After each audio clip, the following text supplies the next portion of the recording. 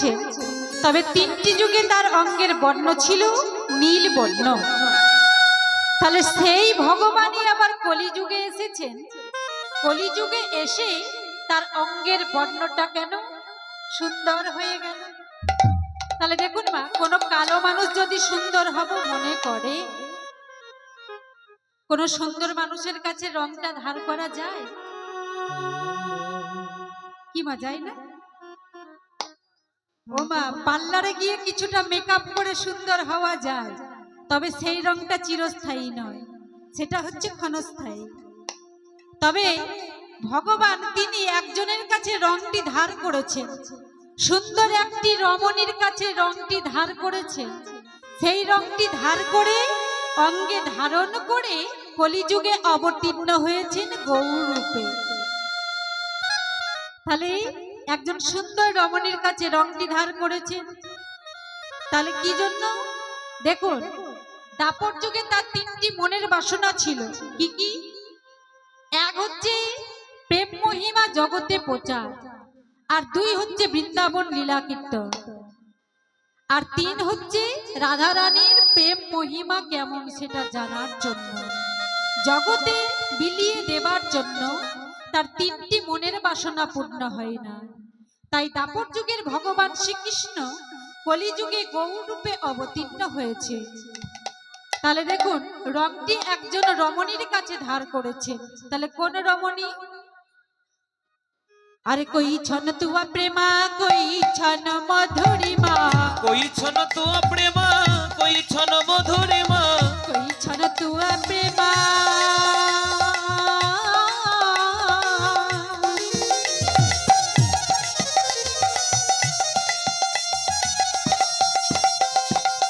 कोई छन तुआ प्रेमा, कोई छन मधुरिमा, कोई छन तुआ प्रेमा, कोई छन मधुरिमा, कोई छन सुखे दिया भो,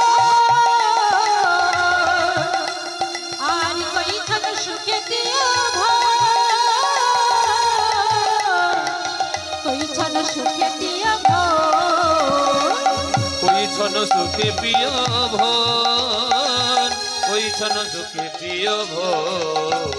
आरी ये 3 वंचित धन ब्रजे ना हईल पुराण, ये 3 वंचित धन ब्रजे ना हईल पुराण, आरी ये 3 वंचित धन,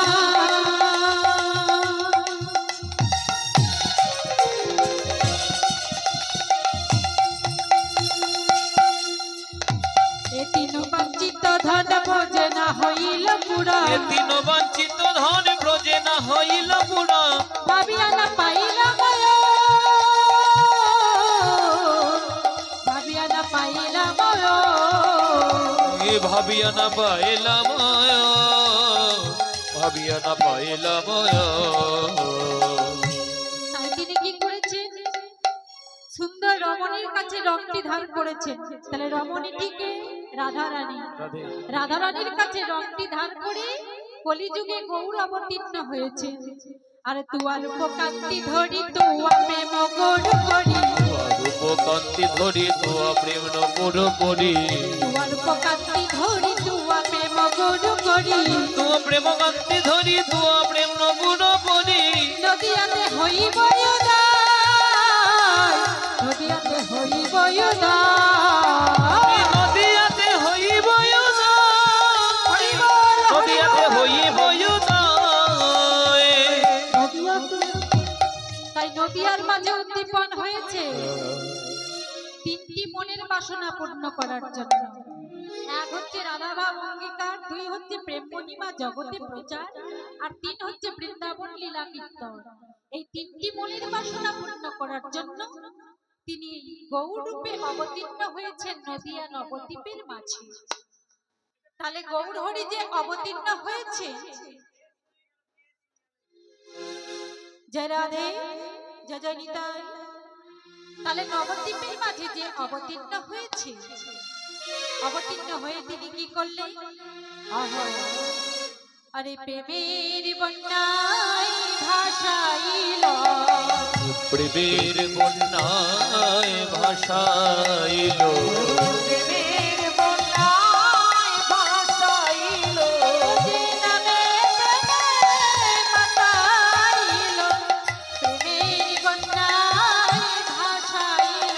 যে নামে প্রেমে মাতাইল হরি হরি হরি বলে ও গো নামে প্রেমে মাতাইল হরি হরি হরি বলে যে নামে প্রেমে মাতাইল হরি হরি হরি বলে ওই নামে প্রেমে মাতাইল হরি হরি হরি বলে এ নামে প্রেমে মাতাইল প্রেমের বন্যায় ভাসাইল তাহলে গৌর হরি কলিজীবের জন্য মধুমাখা হরি নাম এনেছে। কেন? এই কলিহত জীবগণকে পার করবার জন্য। কেন? এই কলিযুগ হচ্ছে অধর্মের যুগ। তাই এই কলিযুগে অধর্মের যুগ হলেও কলিযুগকে ধন্য বলেছে। শ্রী চৈতন্য চৈতন্যতে কলম দিয়ে জানিয়েছে, কিরিতে যদ্ধায়তে বিষ্ণুতে তায়ং যজতে মখৈ দাপড়ে পরিচর্যং কলো তদ হরি সংকীর্তন। সত্য যুগে যোগী ঋষি মুনি তারা ধ্যান জ্ঞানের দ্বারা ভগবানকে লাভ করেছে। দাপর যুগে ত্রেতা যুগে রাজশ্রী মহশ্রী তারা যাগযজ্ঞ করে ভগবানকে লাভ করেছে। দাপর যুগে ব্রজগোপীরা প্রেম সেবার দ্বারা ভগবানকে লাভ করেছে। আর এই যে কলিযুগ, এই কলিযুগকে ধন্য বললেন কেন? এত এত যুগে ভগবানকে পেতে গেলে, এই তিনটি যুগে পেতে গেলে তপস্যা করতে হতো, ধ্যান করতে হতো, যাগযজ্ঞ করতে হতো। আবার সেবা পূজা ঠিক মতো না হলে ভগবানকে পাওয়া যেত না। কিন্তু মা কলিযুগটা এত অধর্মের যুগ, তবু কিন্তু কলিযুগকে ধন্য বললেন কেন? এই কলিযুগে গৌর হরি নবদ্বীপের মাঝে উদ্দীপন হয়েছে, অবতীর্ণ হয়েছে এই কলিহত জীবগণকে পার করার জন্য। তাই বললেন, এই যে অধর্মের যুগে ভগবান গৌর হরি একটু কৃপা করলেন, কৃপা করে মধুমাখা হরিনাম এনে দিয়েছে। এই হরিনাম বদনে বললে হলো গো, বললে হলো গো হরি বল বললে হলো গো, আর মুখে হরি হরি বল বললে হলো গো, মুখে হরি হরি বল বললে হলো গো মুখে হরি হরি বল আর কিছু নেই অন্য বল, ওই মুখে হরি হরি বল ওই মুখে হরি হরি বল বললে হলো গো এই মধুমাখা হরিনাম বদনে বললেই হবে। তাহলে গৌর হরি কৃপা করে হরিনাম এনে দিয়েছে। আর এই হরিনামটি বিলিয়ে দিয়েছেন কি? কলিজীবের প্রতিটি দ্বারে দ্বারে নিত্যানন্দ প্রভু নামটি বিলিয়ে দিয়েছে। তাই বলছে, শোনো হে কলিহতজি, তোমাদের দেহের মধ্যে যত পাপ তাপ রয়েছে সমস্ত কিছু ওই গোবিন্দর চরণে বিসর্জন দিয়ে, গৌর হরির চরণে বিসর্জন দিয়ে তোমরা যদি একবার হরি বলে দুটি বাহু তুলে ডাকতে পারো, তোমাদের দেহের পাপ তাপ সব দূরীভূত হয়ে গৌর প্রেমের উদয় হবে। নিতাই গৌর হরি বল, হরি বল, হরি বল। বল হরি বল তাই সকলে দুটি বাহু তুলে গাইবেন, জয় রাধে জয় রাধে। একবার গৌর গৌর বলো সবে, প্রেমানন্দের উদয় হবে। এই নামেতে আই নামেতে জন্ম সফল হবে। গৌর গৌর বলো হরি বল, হরি বল। প্রেমানন্দে উদয় হবে এই নামেতে আয় নামেতে জন্ম সফল হবে গৌর গৌর বলো সবে, প্রেমানন্দের উদয় হবে। এই নামেতে আই নামেতে জন্ম সফল হবে। তোমরা গৌর গৌর বলো সবে প্রেমানন্দে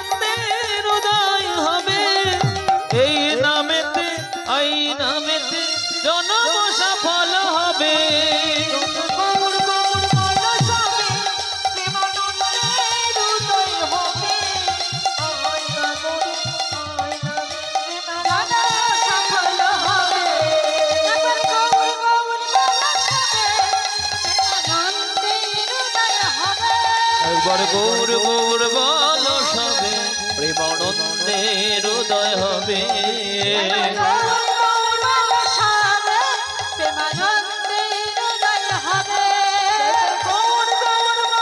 সবে প্রেমানন্দে উদয় হবে এই নামেতে আয় নামেতে জনম সফল হবে গৌর গৌর বলো সবে প্রেমানন্দে উদয় হবে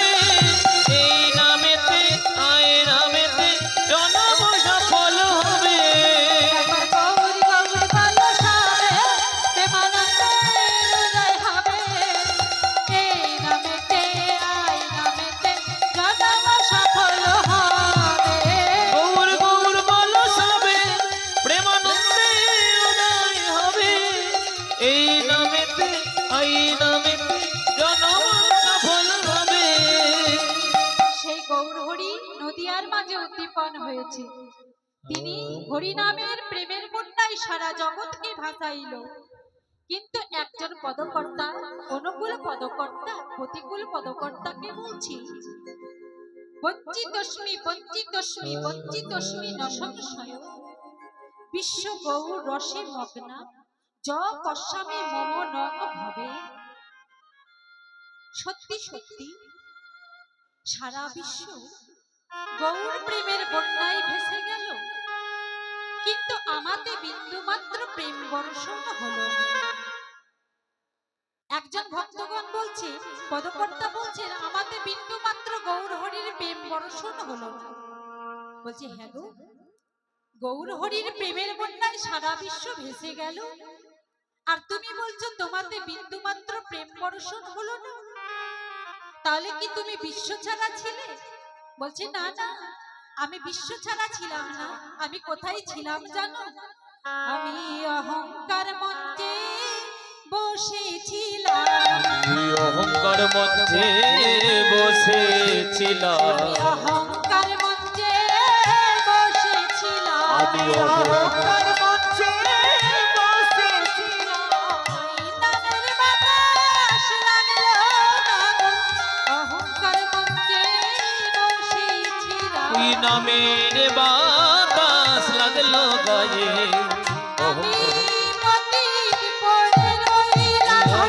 বাতাস লাগলো গায়ে এই নামের বাতাস লাগলো গায়ে অহংকার মঞ্চে বসেছিলাম। তুমি অহংকার মঞ্চে বসেছিলে, কিন্তু গৌর হরি দয়ার অবতার, করুণার অবতার। আমার গৌর হরির মনে এত দয়া, এত করুণা, প্রতি জনের ঘরে ঘরে ঘরে গিয়া ঘরে গিয়া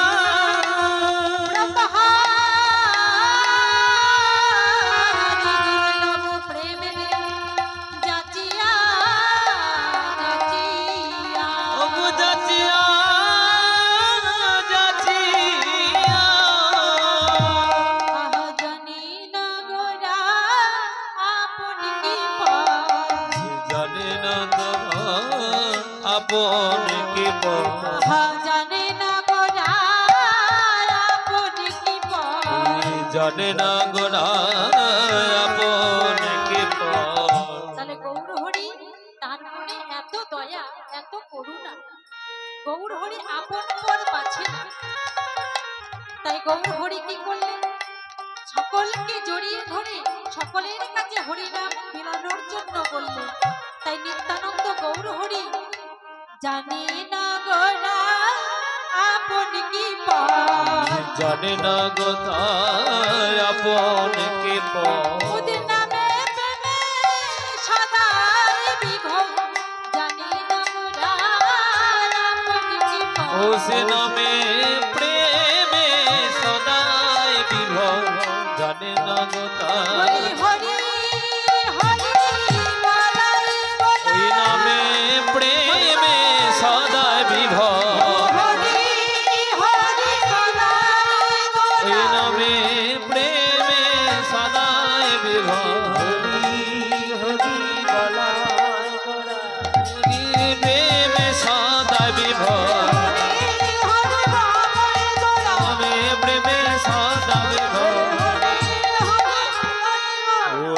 করে না আপন কে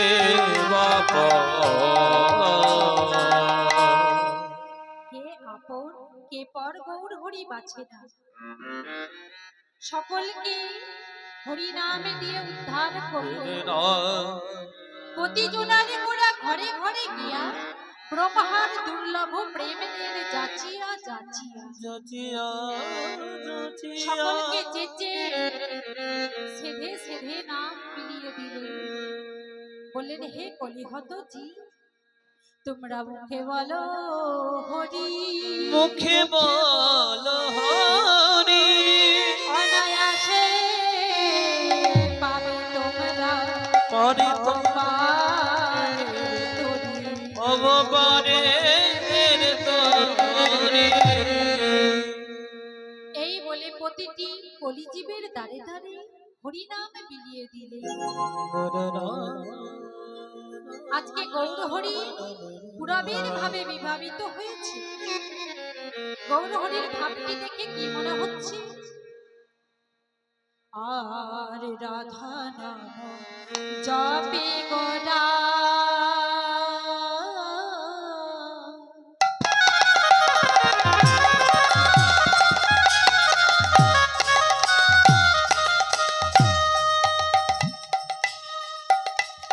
আর পরম যতনে রাধা নাম রাধা নাম জপে গোরা,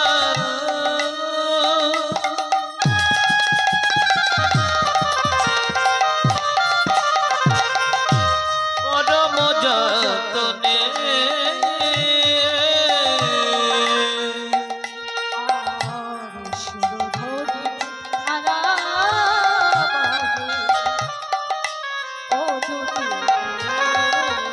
ওগো সুরধনি ধারা বহে গোরা ও দুটি নয়নে, ধরাই ধরা ভেসে যায়, ধরাই ধরা ভেসে যাই গো, ধরাই ধরা ভেসে যায়, নয়ন ধারাই ধরা ভেসে যাই গো, ওই শ্রাবণ মেঘের ধারার মতো ধরাই ধরা ভেসে যায়, ওই শ্রাবণ মেঘের ধারার মতো ধারাই ধরা ভেসে যাই গো, গৌরের নয়ন কমল হতে শ্রাবণের ধারার মতো, ওই শ্রাবণ মেঘের ধারার মতো, আয়ের কমল হতে এই শ্রাবণ মেঘের ধারার মতো, শ্রাবণ মেঘের ধারার মতো ধারায় ধরা ভেসে যায় গো।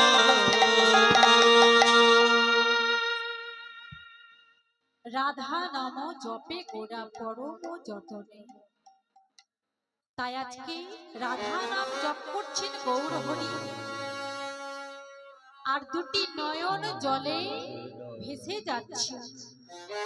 গৌর হরির দুটি নয়ন কমল হতে জল বহির্গত হয়ে বদন কমলে পড়েছে, আর বদন কমল হতে হৃদয় কমল, আবার হৃদয় কমল হতে হৃদয় কমল নাভি কমলে, নাভি কমল, আর নাভি কমল হতে দুটি চরণ কমল বেয়ে পড়ছে। চরণ কমলে পড়েছে। এমন শুধু রাধা নাম জপ করছে গৌর হরি, আর দুটি নয়ন জলে ভেসে যাচ্ছে। ও কিভাবে রে, যেমনই নয়ন জল বহির্গত হয়ে বদন কমল হতে হৃদয়ে কমল, হৃদয়ে কমল হতে নাভি কমল, আর নাভি কমল হতে চরণ কমল বেয়ে পড়ছে। এমন শুনুন, তাহলে দেখুন, পতিত পাবনী গঙ্গার গতি হচ্ছে নিম্নগামী, কিন্তু দেখে কি মনে হচ্ছে আজকে সে ঊর্ধ্বগামী হয়ে গৌর হরির নয়নের মধ্যে উদয় হয়েছে। তাহলে গৌর হরির নয়নের মধ্যে উদয় হয়েছে এমন মনে হচ্ছে কেন? গৌর নিজে হচ্ছে একটি কমল, কমল মানে হচ্ছে পদ্ম। তাহলে গৌর হচ্ছে একটি স্বর্ণ কমল, আর তার নয়ন দুটিও হচ্ছে কমলের মতো। তাহলে দুটি স্বর্ণ কমল হতে নিজে একটি কমল, আবার দুটি নয়ন কমল হতে যেমনই জল বহির্গত হয়ে পড়ছে, দেখে কি মনে হচ্ছে? গৌর হচ্ছে একটি কমল, সোনার কমল, আর তার নয়ন দুটি দেখে মনে হচ্ছে না আরো দুটি কমল প্রস্ফুটিত হয়েছে। দেখে কি মনে হচ্ছে? যেন ফুলের পার ফুল ফুটেছে, যেন ফুলের উপর ফুল ফুটেছে, ফুলের পার ফুল ফুটেছে, যেন ফুলের উপর ফুল ফুটেছে। এই ফুলের মধু আপনি ঝরছে, ফুলের পার ফুল ফুটেছে, তাই ফুলের মধু আপনি ঝরেছে, গৌরের নয়ন কমল হতে, তাই ফুলের মধু আপনি ঝরেছে, ও তাই ফুলের মধু আপনি ঝরছে, ফুলের মধু আপনি ঝরেছে, ফুলের মধু আপনি ঝরেছে, ফুলের উপর ফুল ফুটেছে। তাহলে দেখে কি মনে হচ্ছে? পতির পাবনী গঙ্গা গৌর হরির নয়নের মধ্যে উদিত হয়েছে। তাই তাড়াতাড়ি করে কি করলেন? গৌর হরির ভাব দর্শন করে আর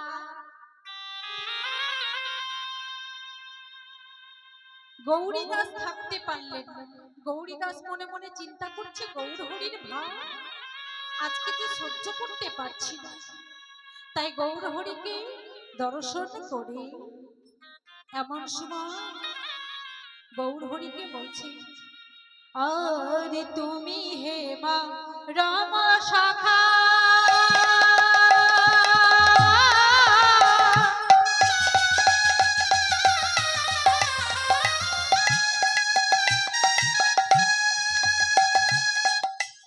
পরম শহীদা, তুমি মরব সখা,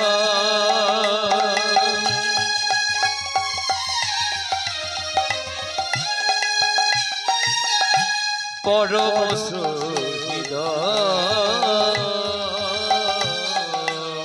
আমার মনের কথা তোমাকে বিনীত, আমার মনের কথা তোমাতে বিদিত, আর মনের কথা সকলে জানো,